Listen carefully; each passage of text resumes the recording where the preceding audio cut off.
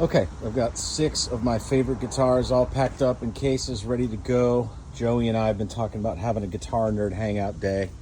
And so I'm going to bring this stuff over to his studio and we're just going to nerd the F out. Cameras are everywhere, Joey.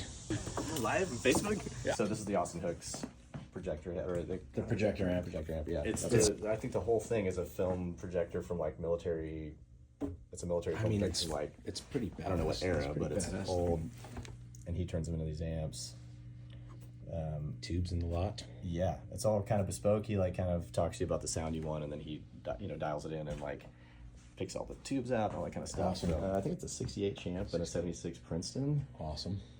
And this one's been modded. It was worked on by this guy named Terrence Slemons in Dallas, who actually was the Clarence Clemens. Terrence Slemons.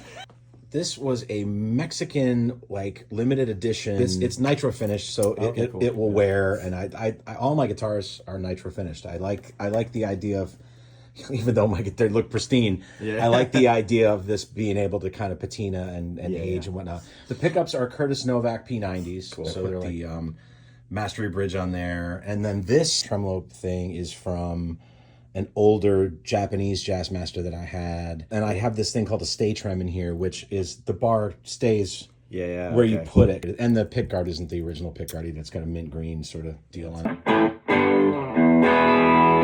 little amp sounds really good, man.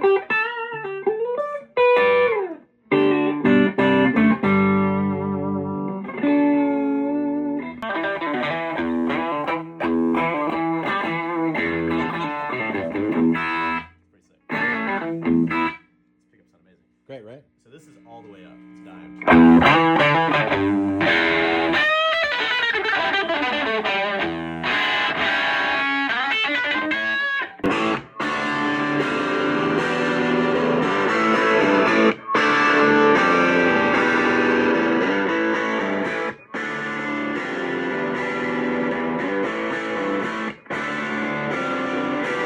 This is an Eric Johnson Strat that you cannot buy off the shelf this way. It came with a maple neck, but I really dig the rosewood necks on the Eric Johnson signature model, so I just put a rosewood neck on a body that only came with a maple neck. And so this is sort of heavily modified. I had stainless steel frets put on this, so they'll never wear out. I'll never need a fret job. And it's got DiMarzio, Paul Gilbert injectors in the in all 3 positions. And so they're noiseless. It's still got the elements of a Strat, but without the noise and without any of that stuff. What's that paint job called there? That is Candy Apple Red. And this is also nitro. At one point I owned 6 EJ Strats. Yeah, I got rid of a couple of them. Why do you need 6 Strats that are all the same? Why do you need another guitar, Joey? You never do. You only need one.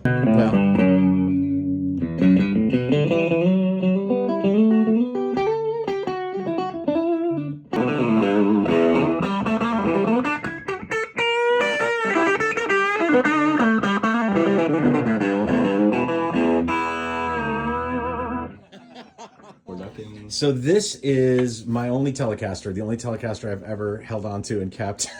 I knew I wanted to have one, and I knew it had to be butterscotch blonde because it's this classic look, right? I think they called it the 52 Hot Rod Telly, and it's got the mini humbucker, the Seymour Duncan mini humbucker in there, and I've replaced this with a Sir Classic T. Okay, I think to me they're the best sounding Telly pickups for the bridge. All your guitars are in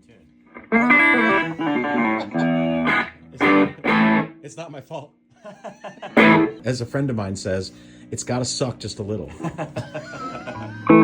My friend Steve Schultz, who we both know, who's now the guitar player for the Strokes. So we were recording in my parents' basement many years ago, and he had his a 60s Vox AC30 and a 60s Epiphone Casino, which is that's the Beatles combo, right? And it's just unbelievable how cool that guitar into that amp sounded. And then we broke for lunch, and we're halfway out of the driveway, and he goes, "Oh shit, we got to go back in and turn that amp off." And I'm like, "Well, can it just stay on through lunch?" He goes, "Do you like your parents' house?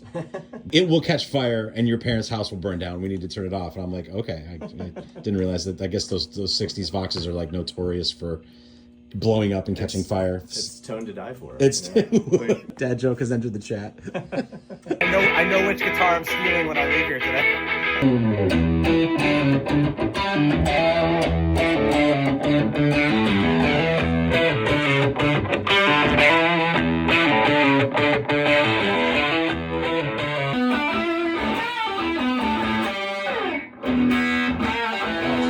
That's pretty gnarly. Oh, look at that sparkle. Dude, I mean, it's crazy. So this is an R6 1956 reissue that was at Music City Vintage Guitars, and it's a demo model, which I looked up and means that they brought this to like trade shows.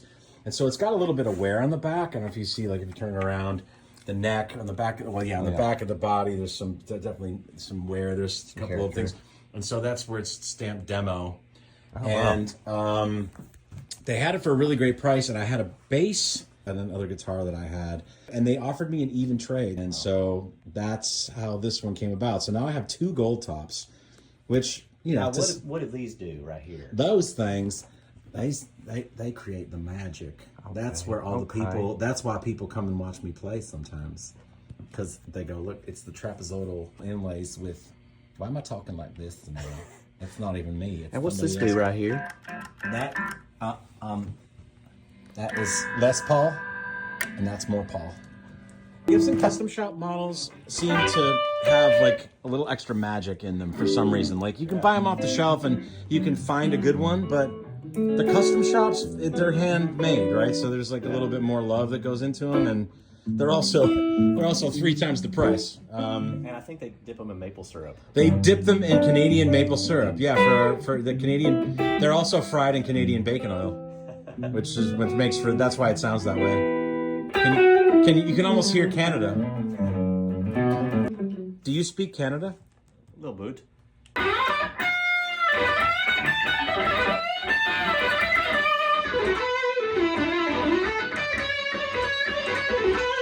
Damn, you're a bad man, Joey McClellan, huh? Can you hear it? Just listen to it. If it were plugged in. It would. And so this is Gibson Custom Shop R7. I owned one of these guitars when I first moved to Nashville. Used is about a $3,500 guitar. New, they're like $5,000. They're very expensive. So if any of you know where I live, please don't come steal them. I had to sacrifice my first R7 when I first moved here because of just life. You know, I had bills to pay and stuff. And so it was on the chopping block because I thought, well, I could replace it. And then I went nearly a decade without a Les Paul. And I sold a couple high dollar guitars and thought, okay, this is the time. I'm never going to have this money again. A friend of mine was visiting Nashville. We went to every music store in Nashville and the surrounding areas for 3 days. And I played every single gold top Les Paul that I could find, get my hands on, and all of them came up nothing. It was like they were either too heavy or they were just, you know, I wanted one that wasn't super heavy, because an average Les Paul was like 10 or 11 pounds, and that's just way too much. This weighs in at about 8.5 pounds. I bought this one on Reverb from somebody sight unseen. It was the same year as the one that I had. And I had a horrible car accident a year ago. And literally this guitar showed up on the day when the cops brought me home because my car was totaled. This was on my doorstep. And I thought, this better be fucking good. You know, like if it's not a good guitar, then my day is completely ruined. But much to my joy and surprise, I opened up the box and this thing was like, if you had told me that this was the exact same guitar that I got rid of like 10 years ago, I would have believed you. Yeah,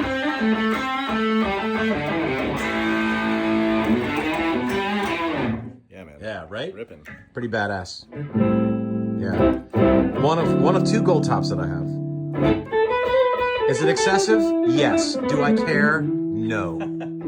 This is, I think it's a 2019 Gibson Explorer.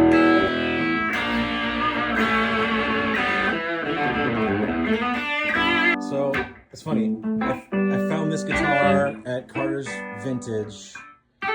I've always wanted an Explorer since I saw the Edge first play his, and it's like, I was looking for them, looking for one kind of my whole life. And this one sort of jumped out at me at Carter's Vintage during the big snowstorm. It's the guitar that I played most before you came and joined. When I first got it home and played it, like this is a lifetime guitar. Like I was like, I will never get rid of this, you know.